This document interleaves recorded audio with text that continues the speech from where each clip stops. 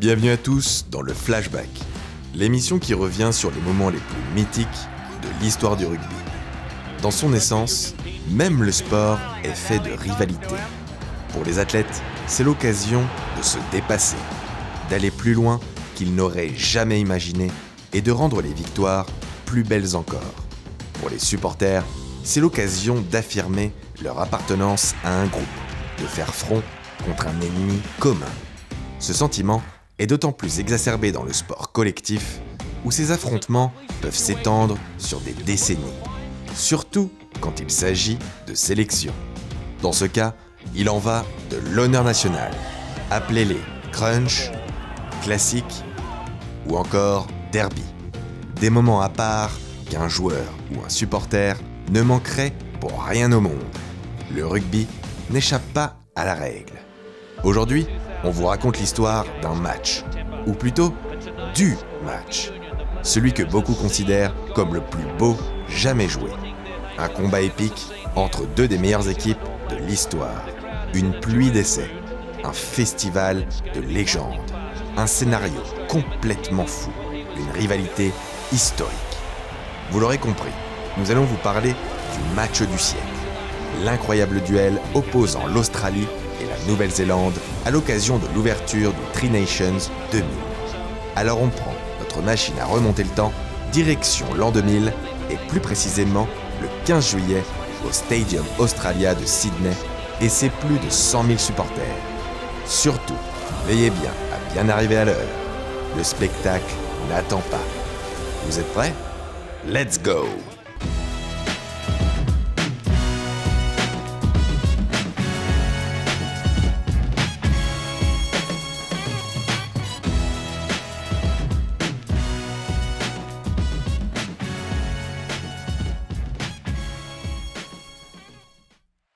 Nouvelle-Zélande-Australie, l'une des plus belles rivalités du rugby international. Dans l'histoire, les Wallabies font partie des rares équipes capables de tenir tête aux Blacks, du moins par période. Les chiffres varient, mais à l'aube de cette 111e rencontre officielle entre les deux sélections, les Néo-Zélandais devancent largement leurs voisins australiens. 74 victoires à 31. Honorable quand on sait avec quelle facilité les hommes en noir dominent la planète rugby depuis près de 8 décennies.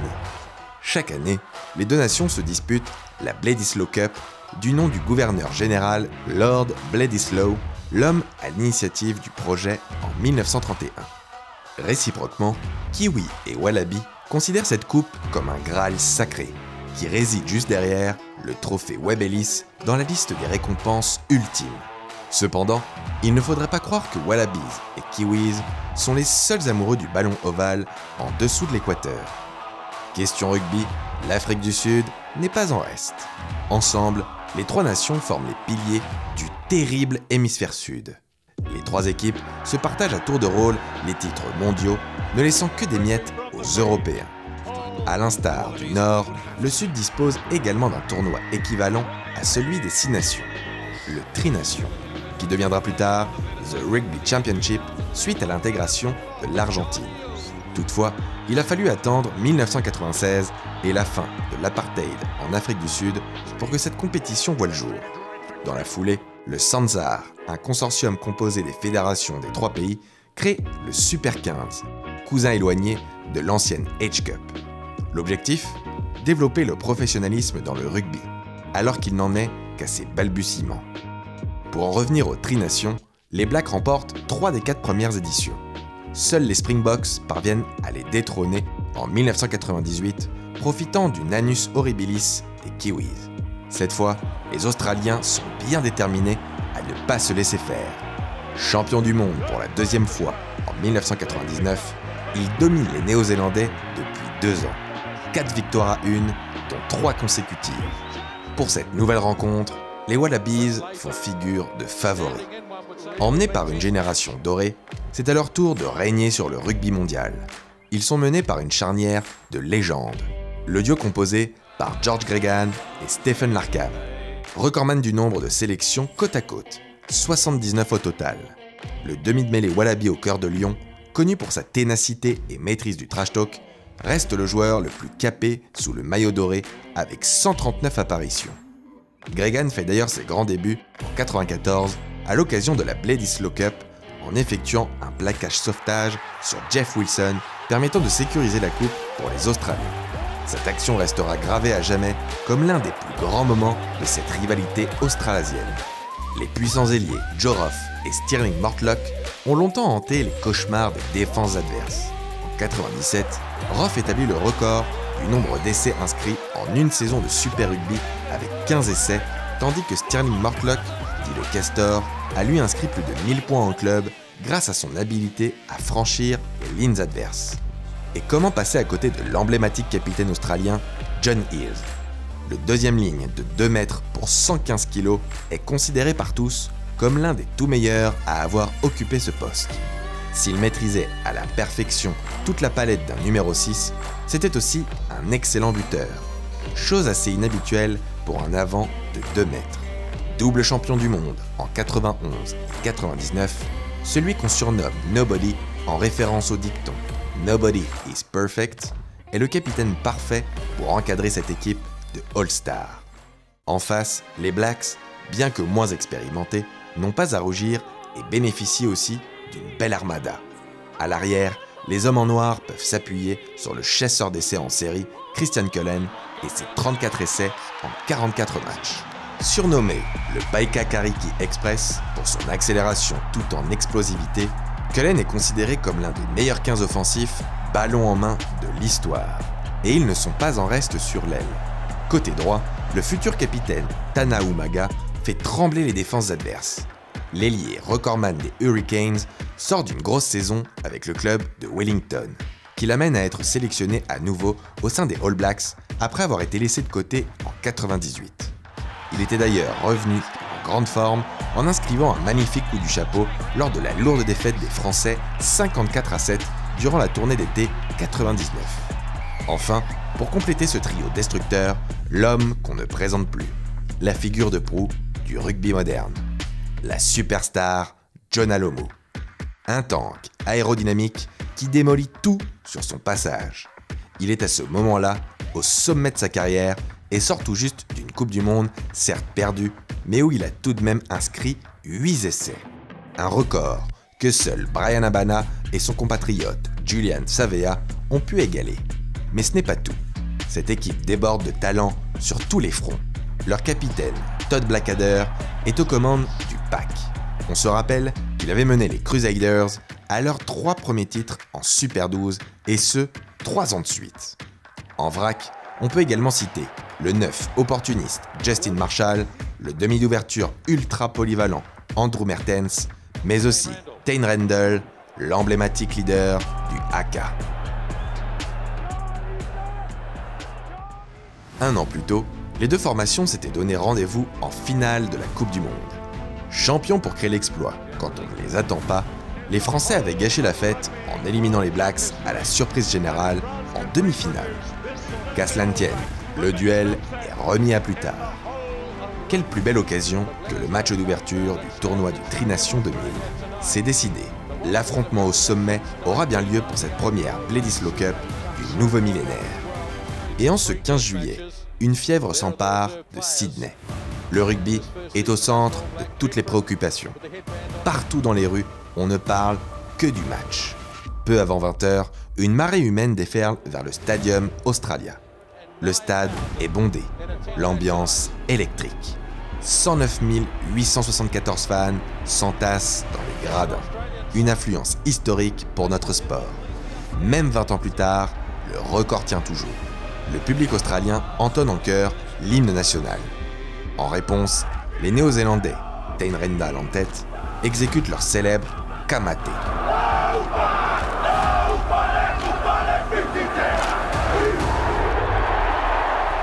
Dans la foulée, Waltzing Matilda se fait entendre dans les travées du stade. Un chant popularisé par les soldats australiens pour se donner du courage dans les tranchées de la Première Guerre mondiale. Les paroles sont claires. Il vaut mieux mourir que se rendre. Leurs adversaires du soir sont prévenus. Joe Roff le comparera plus tard au haka. Ce chant nous fait gagner des points. le commentateur néo-zélandais n'apprécie guère l'initiative.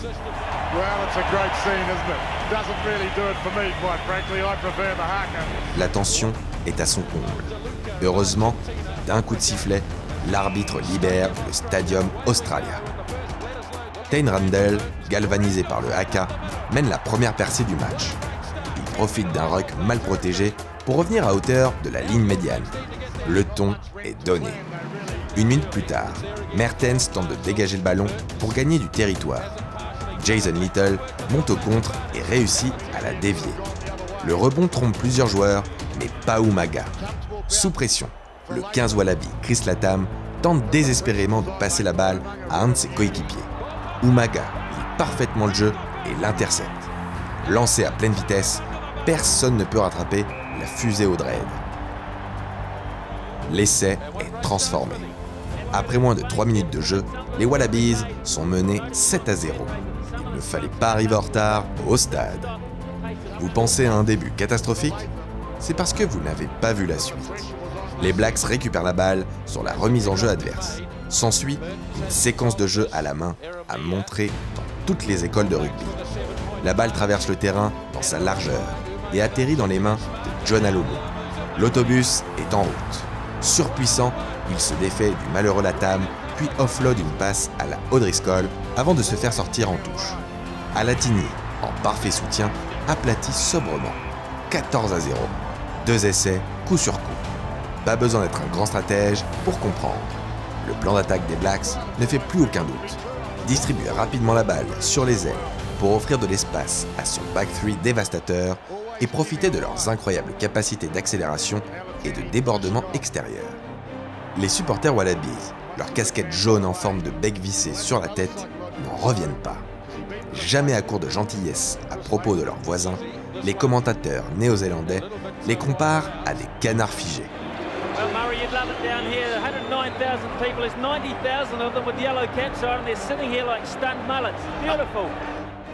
Vous connaissez l'adage « Jamais 203 » Les Blacks, oui.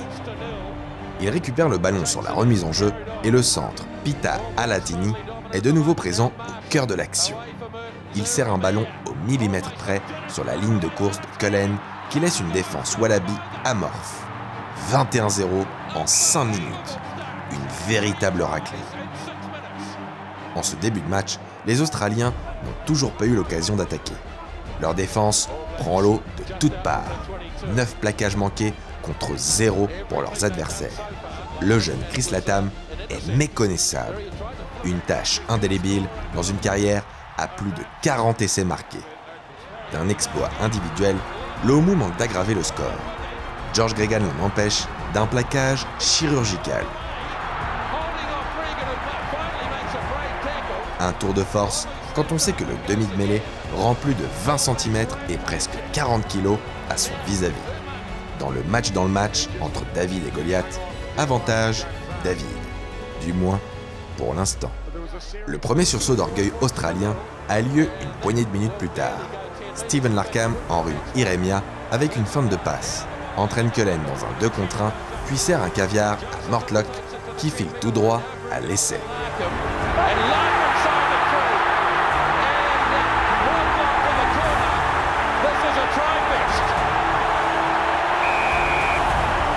Mortlock se charge lui-même de le convertir. L'espoir renaît dans le stade.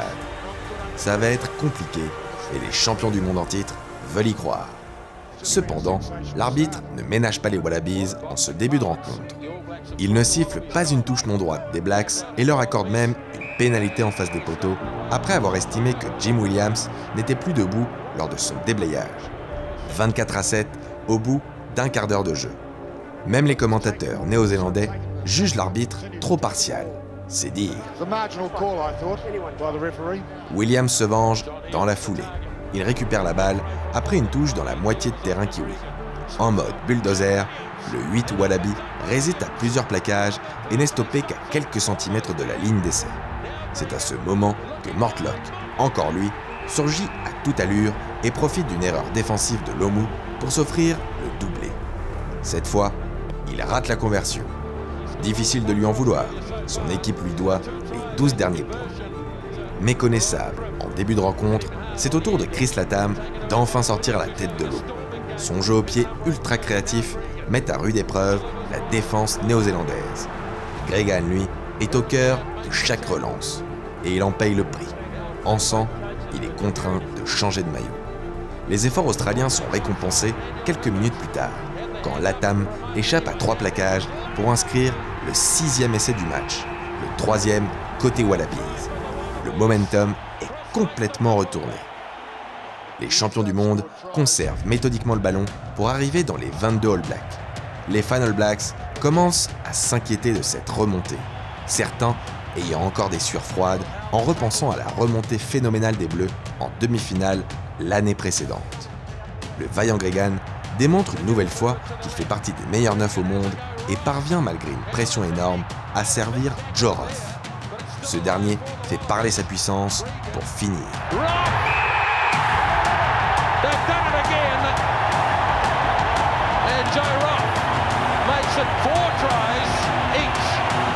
Malheureusement, John Eales manque la conversion. Comme son surnom l'indique, Nobody is perfect. D'un coup de sifflet, l'arbitre vient mettre un terme à cette incroyable remontada. À la mi-temps, les deux équipes sont coude à coude, 24 partout. L'opérateur en charge du tableau d'affichage peut enfin se reposer. Le public, qui ne savait plus où donner de la tête, peut enfin souffler. Enfin, une accalmie dans cette pluie d'essais qui s'abat sur le Stadium Australia depuis 40 minutes.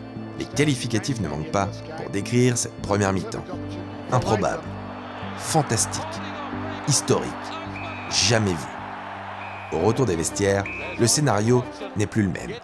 L'affrontement n'est plus aussi intense qu'en première période. Les Wallabies continuent dans leur lancée. Cette fois, ce sont eux qui frappent les premiers.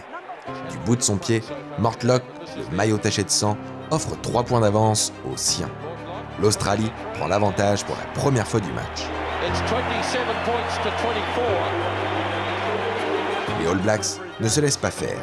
À la 48e minute, Marshall se défait de 3 adversaires sur une course de 30 mètres, déborde sur l'aile, puis coupe dans l'axe pour aplatir l'essai.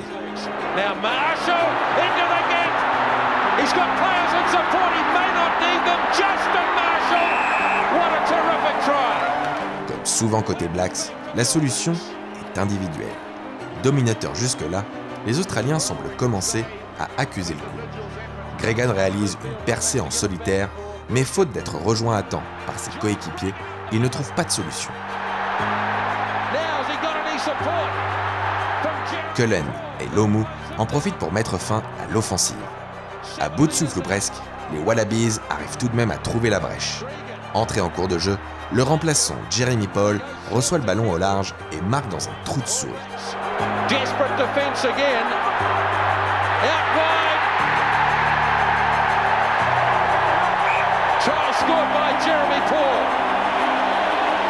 À la 77e minute, les Australiens manquent de tuer le match. Pour sa première sélection avec les Wallabies, Andrew Walker cède sous la pression et rate complètement sa pénalité. Malgré ça, l'Australie mène toujours d'un petit point. Il ne reste plus qu'une poignée de minutes à jouer et on ne le sait pas encore, mais il s'agit du tournant de la rencontre. Les Néo-Zélandais n'ont plus que quelques instants pour changer leur destin. La fatigue se fait maintenant ressentir des deux côtés du terrain. Par manque de lucidité, Andrew Walker, toujours lui, fait l'erreur de dégager le ballon, redonnant la possession à des Blacks aux abois.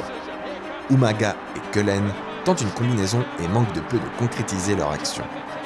Les Australiens doivent s'y mettre à 4 pour arrêter Lomu, très dangereux ce soir, mais en manque de réussite pour le moment. Nous sommes dans les arrêts de jeu. Les Blacks n'ont plus le droit à l'erreur. Si le ballon sort ou que l'arbitre siffle une faute à leur encontre, c'en sera fini de leur rêve de victoire. Sur une passe sautée de Byron Keller pour Randall, le leader du Haka parvient par magie à délivrer un magnifique offload à Lomu par-dessus la tête de 2 Wallabies. Lomu se retrouve ballon en main sur la ligne des 22. Pour cette ultime action, c'est l'Arkham qui est chargé de marquer l'ailier le plus puissant sur Terre. Sans sourciller, Lomu se défait de la tentative de plaquage de son vis-à-vis. Le vaillant Gregan puise dans ses dernières ressources pour tenter de rattraper la bête. Mais le fauve est lancé. Cette fois, il ne peut pas le rattraper à temps. Même pour le courageux David, Goliath est inatteignable. Randall pops up to Lomu. Here we go. Can he make it? You betcha. You betcha. Jonathan. L'ailier offre la victoire à la Nouvelle-Zélande.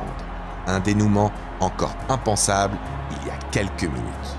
To be the ultimate moment of this game, and it's been a game of moments for sure. Jonah Lomu, some may say, the ultimate rugby player. Avant même le coup de sifflet final, les commentateurs néo-zélandais le savent. Ils viennent d'assister à un match de légende. What a game of rugby this has been. Comme si ce n'était pas déjà le cas, Lomu est érigé au rang de héros national. Cet homme n'est pas un simple sportif, c'est un artiste. Son jeu, c'est de la poésie en mouvement. Poetry in motion. Jonah Lomu. Résignés et à bout de souffle, les Wallabies gardent la tête haute. Malheureusement, leurs adversaires n'en ont pas fini avec eux. Catastrophique tout au long de la rencontre, Walker rate le coup d'envoi. Trop mou, son coup de pied ne dépasse pas les 10 mètres réglementaires. Ron Cribb, le 8 Black, en profite pour lâcher un tampon sur un pauvre Wallaby et l'envoyer valdinguer en touche. Le temps réglementaire est écoulé, mais les Blacks ne cherchent pas à sortir la balle. Ils veulent donner le coup de grâce à leurs ennemis pourtant déjà à terre. Cullen et Umaga tentent une nouvelle offensive. En vain. All Blacks still trying to run it forward. It's been knocked off. Les jeunes All Blacks exultent. Ils ont réussi l'impossible. Triompher des champions du monde sur leur propre terre. Le légendaire Back 3 démontre son écrasante supériorité physique et mentale. Sans couronne, les Kiwis pensent retrouver là leur trône de meilleure équipe du monde. En face, la déception est palpable, mais pas question d'avoir l'air résigné. Il en va de la fierté nationale. C'est la tête haute que John Hills s'avance vers son interview d'après-match. Il ne cherche pas d'excuses. Une défaite est une défaite. Beau joueur, il dira même plus tard que ce fut le plus beau match de son illustre carrière. Et comment ne pas lui donner raison ? 10 essais au total, des actions de grande classe, des retournements de situation, un scénario rocambolesque et surtout un final grisant. Absolument tous les ingrédients étaient réunis pour faire de cette rencontre la rencontre. Celle dont on se souviendra dans 10, 15, 20 ou 100 ans. Celle qui passera à la postérité. Plus que le résultat, on retient le match en lui-même. En parlant de résultat, quelques semaines plus tard, Hills tient sa revanche. Lors du match retour à l'Eden Park, dans les derniers instants du match, c'est lui qui offre aux siens un comeback inoubliable en inscrivant la pénalité de la victoire. Probablement la plus importante de sa carrière. Par là même, l'Australie décroche également le trophée du Tri-Nation, ainsi que la Bledisloe Cup. À une victoire partout au terme des 2 confrontations de l'année, la coupe revient à la sélection ayant remporté la précédente édition. Les Wallabies conservent leur rang de meilleure équipe au monde. L'ultime chant du cygne pour une sélection qui aura dominé le rugby mondial pendant une courte et intense période. Plus que le match du siècle, cette rencontre symbolise le passage de flambeau entre la génération dorée des Wallabies et de jeunes et ambitieux All Blacks. Le début de la fin en quelque sorte, même si Gregan prendra sa revanche en offrant à l'Australie sa dernière Bledisloe Cup en 2002 en tant que capitaine. L'une des dernières fois où l'Australie a réellement pu rivaliser avec les Blacks. Il faudra attendre 2011 pour que la sélection australienne renoue avec la victoire en Tri-Nation. La machine kiwi, elle, est lancée et remporte la compétition à 6 reprises dans le même laps de temps. Depuis 2003, la Bledisloe Cup n'a pas quitté le sol néo-zélandais. 17 ans de règne, un record dans l'ère professionnelle. À défaut de rivaliser sur le long terme, les Wallabies offrent quelques coups d'éclat, comme cette victoire de prestige en 2019 avec un score record de 47-26 ou encore cette vaillante démonstration à Wellington le 11 octobre 2020 qui se joue à un fil, ou plutôt un poteau. Cela permet d'entretenir la flamme de l'espoir. L'espoir pour les supporters australiens de pouvoir à nouveau tenir tête à leurs rivaux de toujours. Un jour peut-être.